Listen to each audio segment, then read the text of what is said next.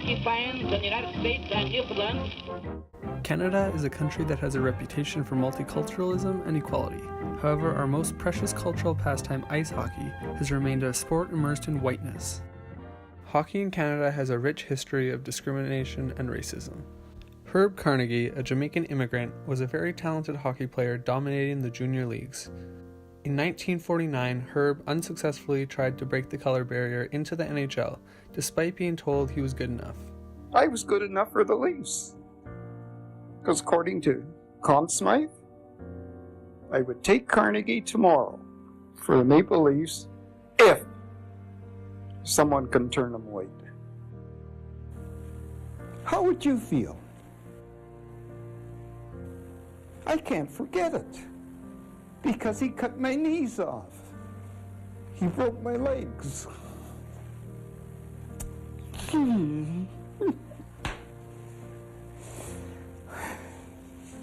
It's horrible.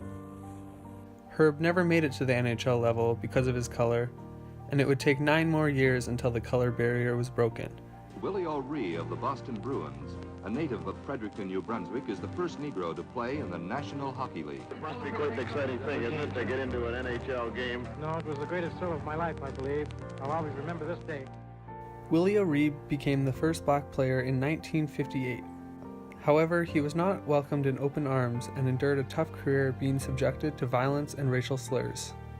In the penalty box, stuff to be thrown at you, and they spit at me.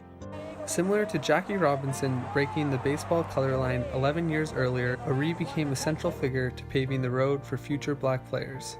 I remember watching Willie O'Ree play as a child, and saying to my father that that's going to be me one day. And sure enough, Mike Marson followed O'Ree's model 16 years later and was the second black player to play in the NHL.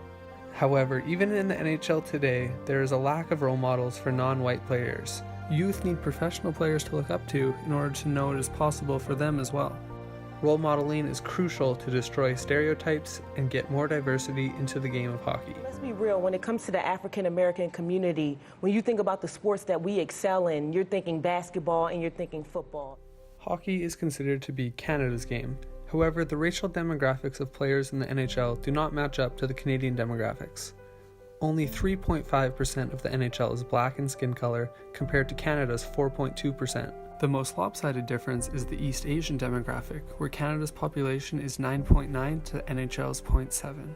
Even here on campus at the University of Manitoba, the rosters remain mighty pale. Hockey is an extremely expensive sport due to equipment, ice time, and travel. Canadian parents spend an average of $3,000 per season per child. Since race is still a major predictor of wealth, the intersectionality between race and low socioeconomic status makes it extremely unlikely for individuals of the visible minority to engage in the sport of hockey.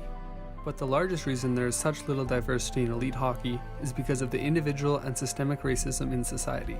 PK Subban, a black NHL star, has often been criticized for being too full of personality and becoming a distraction. TSN commentator Darren Pang suggested that PK should instead follow the footsteps of another player in the league. Defenseman Alex Pietrangelo also represented Canada. He's a 20-year-old, he's a first-round pick, and he does everything on the ice, off the ice, the right way. The right way. Subban winds and shoots, he scores! PK Subban on the power play. After PK scored a game-winning goal in overtime, angry fans took to Twitter to shame the color of PK's skin.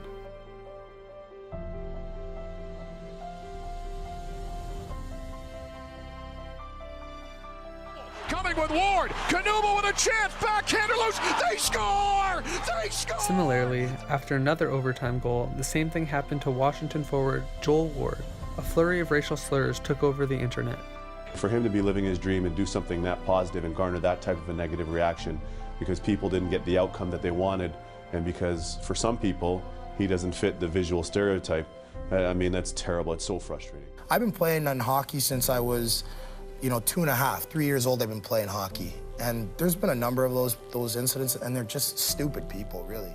Another horrific instance of blatant racism in the sport is when a fan threw a banana onto the ice during a shootout attempt by Wayne Simmons. However, some people like PK choose to ignore the racist gestures and not draw attention to their ethnicity. Probably just pick it up and eat it. Like, it doesn't bother me. Like, you know what I mean? I just pick it up and eat it. You know personality, how you conduct yourself on and off the ice, how you treat people, what you do for others. That is what makes up my brand. Being a black hockey player is a very, very, very, very, very small part of that.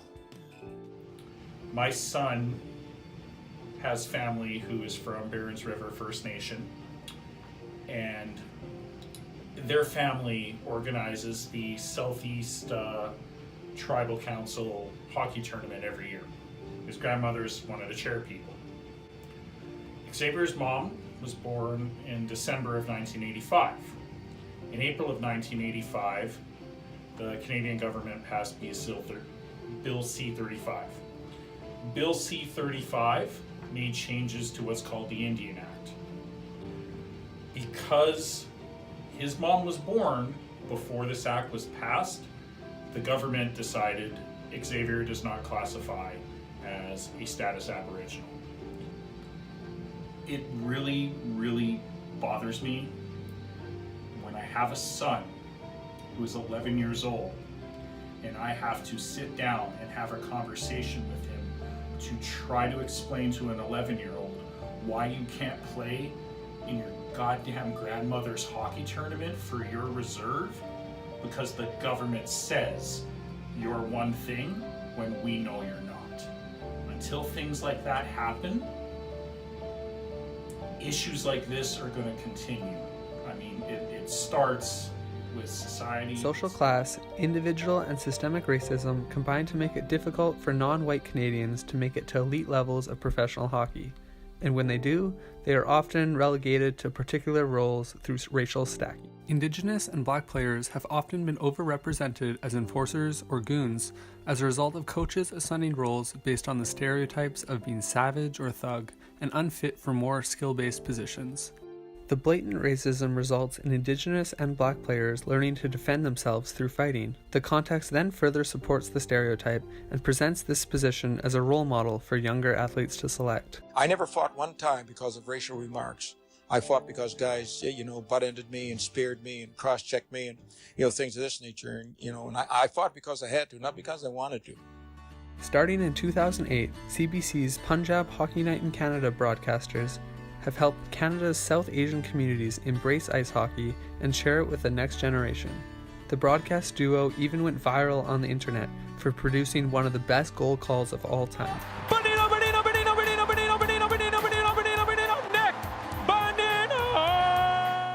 Because what it's done for me in my life, for my family, I know it can do that for so many other people, and it is doing that. It brings people together.